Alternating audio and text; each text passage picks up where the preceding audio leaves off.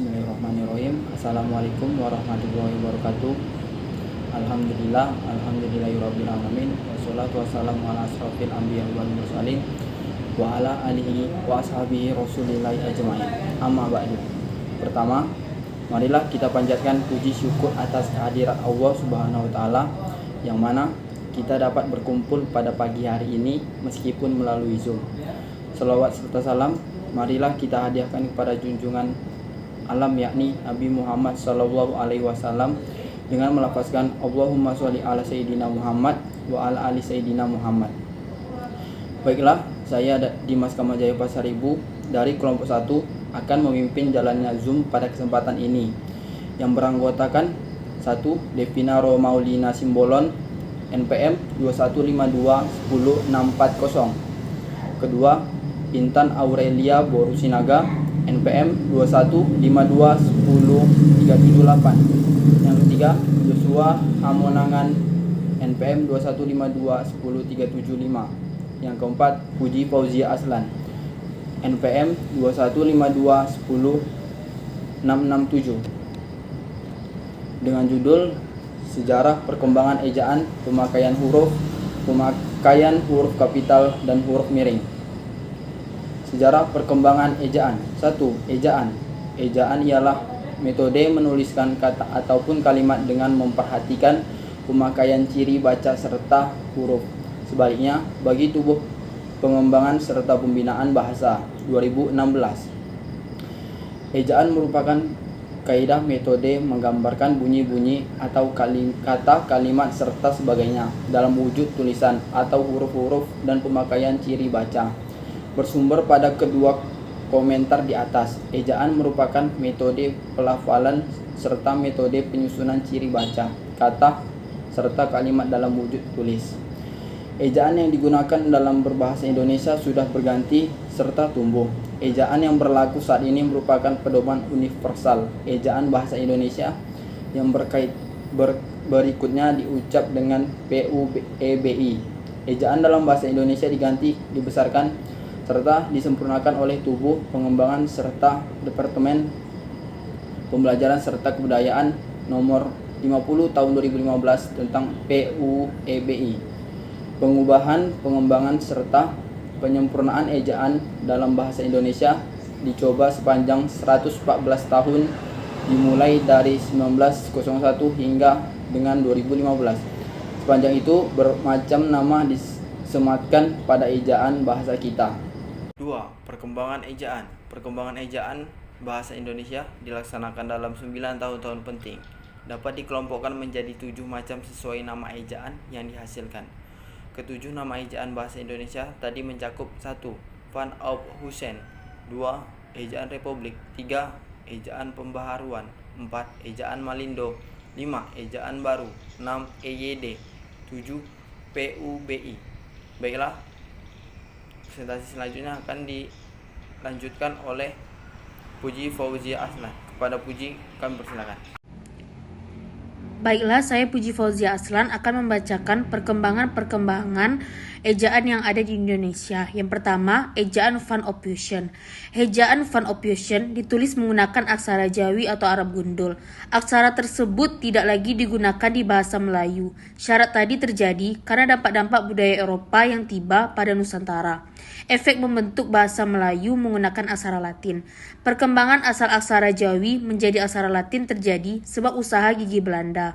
Ejaan Van Ophusen mempunyai 6 ciri khusus, yaitu penggunaan huruf I, alfabet J, penggunaan OE, dan tanda diakritis, alfabet TJ, dan alfabet CH. Berikut ke-6 ciri khusus tersebut. Yang pertama, huruf I dibuat untuk membedakan antara alfabet I menjadi akhiran yang disuarakan tersendiri, mirip diftong. Misal, mulai, serta, ramai. Dan buat menulis huruf Y, misalnya, soera, baya. Yang kedua, huruf J dibuat menuliskan kata istilah, misal, jang, saja, wajang. Yang ketiga, huruf OE untuk menuliskan kosakata, contohnya, doeloe, akoe, republik. Yang keempat, tanda diakritis, mirip koma ain dan tanda trema, buat menuliskan kata-kata ma lalu diberikan tanda petik moer, Jumat, ta lalu diberikan tanda petik. Yang kelima, huruf TJ dieja menjadi C. Mirip begini secara. Yang terakhir adalah huruf CH yang dieja KH seperti Acehir, Cuhusus, dan Macloe. Yang kedua, ejaan Republik.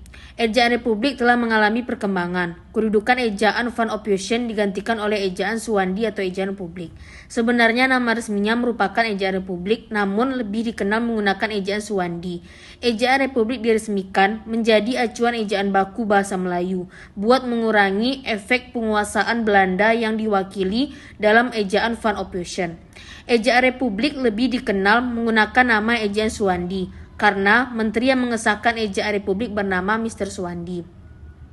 Ciri spesifik ejaan Republik meliputi penggunaan alfabet OE, bunyi hamzah, kata ulang menggunakan angka 2, awalan di dan kata depan di, dan penghilangan tanda diakritis atau bacaan tambahan pada huruf yang dapat mengubah nilai fonetis huruf tersebut. Berikut kelima ciri khusus tersebut. Yang pertama, huruf OE disederhanakan menjadi U, misalnya dulu, aku, Republik. Yang kedua, bunyi hamzah ditulis menggunakan K sehingga tidak ada lagi kata ra yang sebelumnya diberikan tanda petik yat dan ta lalu diberikan tanda petik tetapi menjadi rakyat dan ta. Yang ketiga, kata ulang ditulis dengan angka 2 seperti pada anak lalu diberikan tambahan angka 2, berdua lalu diberikan tambahan angka 2 lalu diberikan imbuhan an. Yang keempat, awalan di dan kata depan di keduanya ditulis serangkai menggunakan kata yang menyertainya, misalnya di jalan, di luar, dijual, dan diminum. Yang kelima, penghapusan tanda diakritis cewa sehingga tidak ada lagi kata tulisan tersebut tetapi diganti menjadi keluarga dan kehadiran. Yang ketiga, ejaan pembaharuan. Selanjutnya dibentuk panitia oleh Menteri Pengajaran, Pendidikan serta Kebudayaan. Keberadaan panitia tadi diperkuat dengan surat keputusan tanggal 19 Juli tahun 1956 nomor 44.876 garing S. Panitia tersebut beranggotakan Profesor Prijono dan Eka Topo. Panitia tersebut berhasil merumuskan aturan baru tahun 1957. Aturan baru tadi tidak diumumkan namun menjadi bahan penyempurnaan di EYD yang diresmikan pada tahun 1972. Ciri khas ejaan pembaharuan ada 4, yaitu perubahan gabungan konsonan dan gabungan vokal. Berikut keempat ciri khas tersebut. Yang pertama, gabungan konsonan eng dirubah menjadi huruf fonem. Huruf fonem adalah unsur bahasa yang terkecil yang dapat merubah makna. Perubahan penulisan gabungan huruf konsonan dari gabungan konsonan eng menjadi satu huruf fonem. Contohnya mengalah menjadi me lalu diberikan huruf fonem dan alah. Yang kedua, gabungan konsonan NJ diubah sebagai huruf fonem. Perubahan penulisan gabungan huruf konsonan dari gabungan konsonan NJ menjadi satu huruf fonem. Contohnya menjanji menjadi me lalu diberikan huruf fonem A, huruf fonem dan I. Yang ketiga, gabungan konsonan SJ menjadi huruf fonem. Perubahan penulisan gabungan huruf konsonan berasal gabungan konsonan SJ menjadi satu huruf fonem. Misalnya, sejarat menjadi huruf fonem ARAT. Yang keempat, gabungan vokal ai, au, dan oi menjadi aye, au, dan oi. Selanjutnya adalah ejaan Melindo. Ejaan Melindo ialah bentuk penggabungan aturan penggunaan huruf Latin di Indonesia dan aturan penggunaan huruf Latin oleh Persekutuan Tanah Melayu pada tahun 1959. Ejaan Melindo dapat dikenali dari 6 ciri berikut. Yang pertama, gabungan konsonan TJ pada kata jara diganti menggunakan C sehingga ditulis cara. Yang kedua, gabungan konsonan N, J pada kata janji ditulis menggunakan huruf NC sehingga menjadi huruf yang baru. Yang ketiga, kata menyapu akan ditulis me lalu diberikan huruf fonem A, P, U. Yang keempat, gabungan SY pada istilah syair ditulis menjadi huruf fonem Y, A, I, R. Yang kelima, gabungan eng di istilah ngopi ditulis sebagai diberi huruf fonem O, P, I. Yang keenam, diftong oi seperti pada istilah kobo diberi huruf I ditulis menjadi kobo Y, koboy.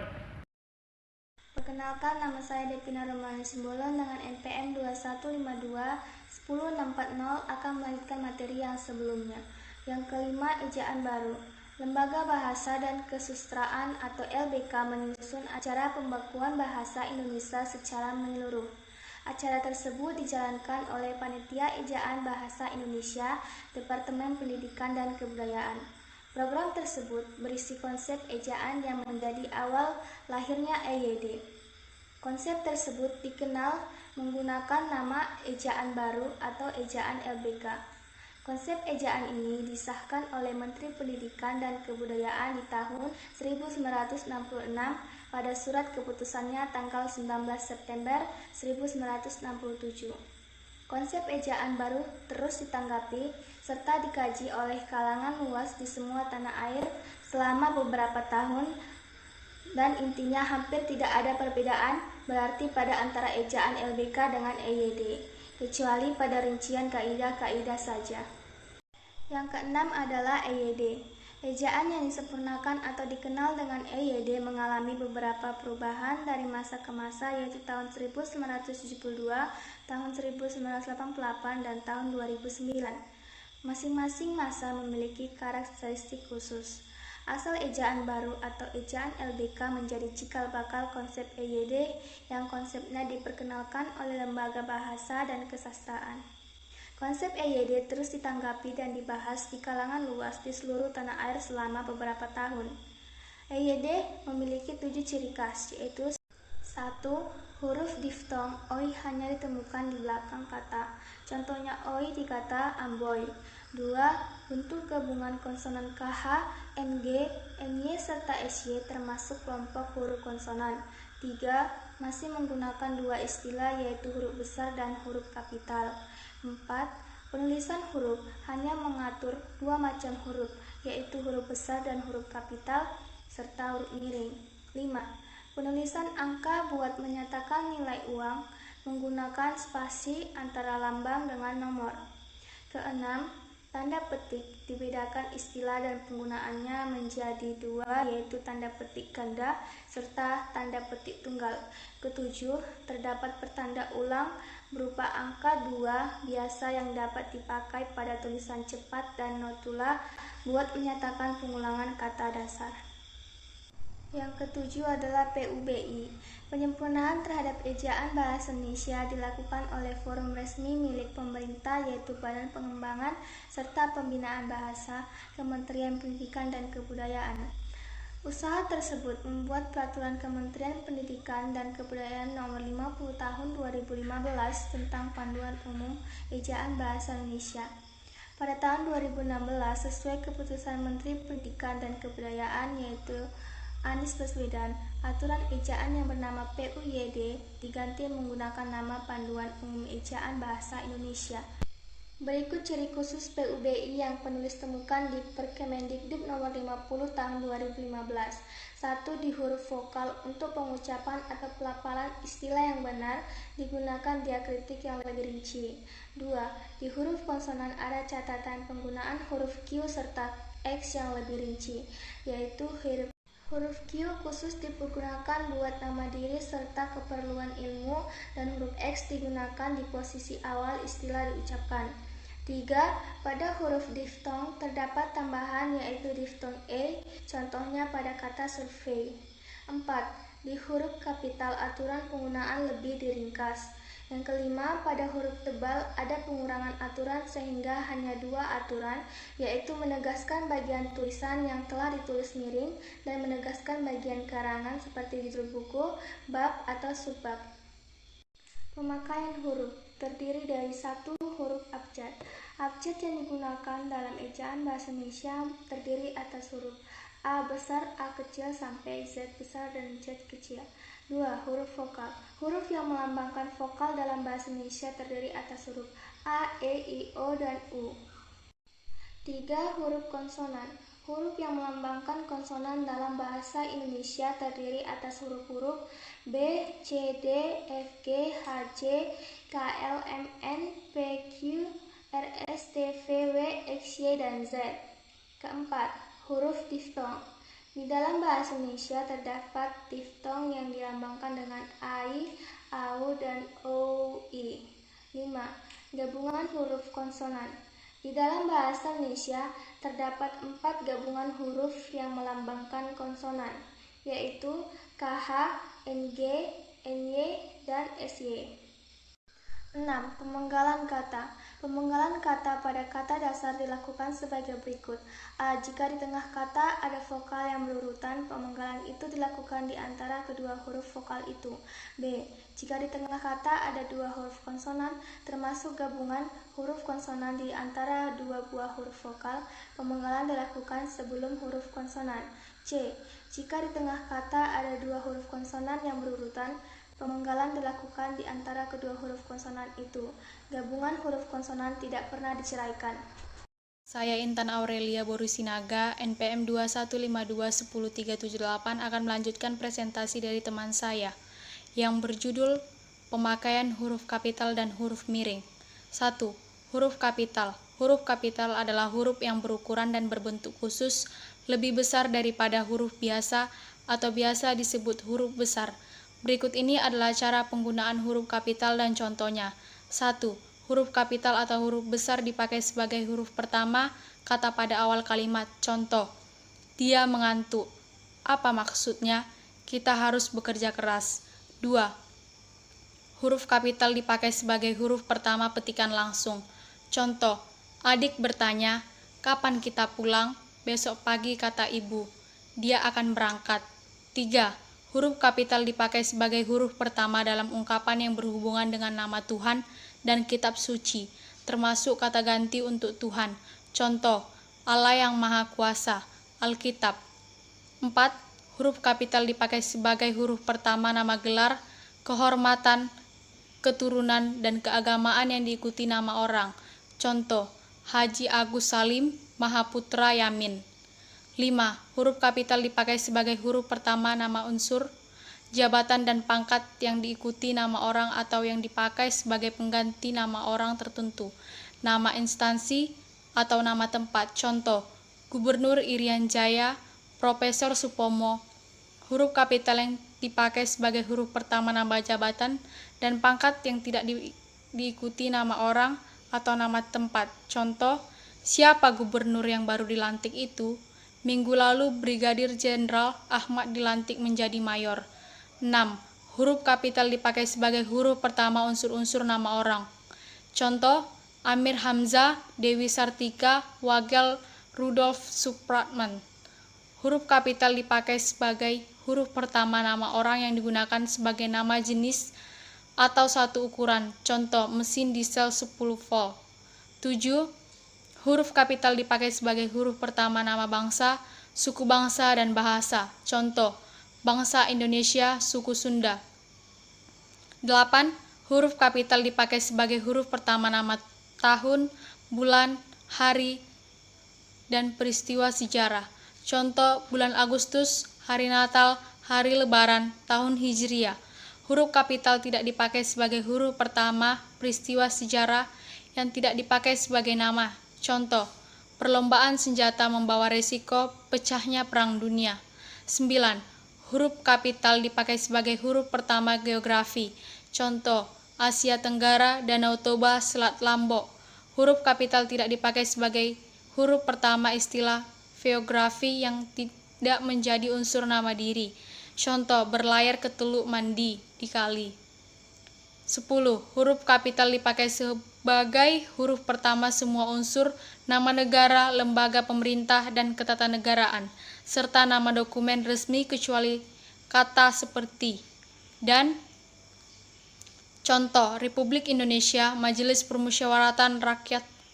Huruf kapital tidak dipakai sebagai huruf pertama kata yang bukan nama resmi negara, lembaga pemerintah, dan ketatanegaraan, badan, serta nama dokumen resmi. Contoh, menjadi sebuah republik, beberapa badan hukum.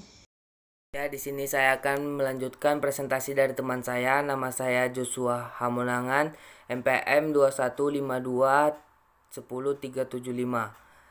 11. Huruf kapital dipakai sebagai huruf pertama setiap unsur bentuk ulang sempurna yang terdapat pada badan, lembaga pemerintah, dan ketatanegaraan, serta dokumen resmi. Contoh, 1. Perserikatan Bangsa-Bangsa. 2. Yayasan Ilmu Sosial. 12.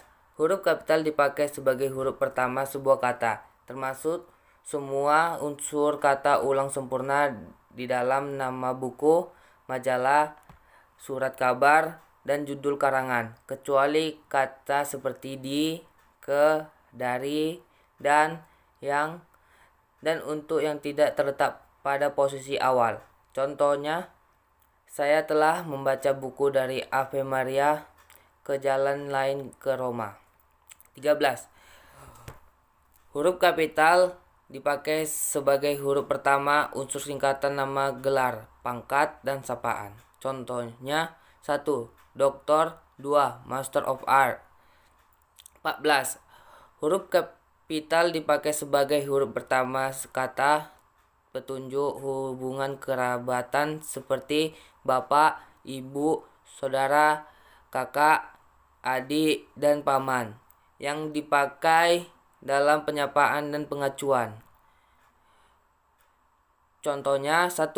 Kapan Bapak berangkat? 2. Itu apa, Bu? 15. Huruf kapital dipakai sebagai huruf pertama kata ganti Anda. Contohnya, sudahkah Anda tahu? Surat Anda telah kami terima. Pemakaian huruf kapital dan huruf miring. 2. Huruf miring. Huruf miring adalah huruf yang tercetak miring. Dalam terminologi tipografi disebut italik. Berikut ini adalah cara penggunaan huruf miring dan contohnya. 1. Huruf miring dalam cetakan dipakai untuk menuliskan nama buku, majalah, dan surat kabar yang dikutip dalam tulisan. Contoh, majalah bahasa dan kesastraan. 2. Surat kabar suara karya. 2. Huruf miring dalam cetakan dipakai untuk menegaskan dan mengkhususkan huruf sebagian kata atau kelompok kata. Contoh, dia bukan menipu, tetapi ditipu. 2. Buatlah kalimat dengan berlepas tangan. 3. Huruf miring dalam cetakan dipakai untuk menulis kata ilmiah atau ungkapan asing, kecuali yang telah disesuaikan ejaannya. Contohnya 1. Politik David Attenborough pernah merajalela di negeri ini. 2. Nama ilmiah buah manggis ialah Garcinia mangostana. Ya, sekian presentasi dari kami. Buat teman-teman, terima kasih yang telah mendengarkan, atau yang ingin bertanya silakan bertanya. Terima kasih, selamat pagi.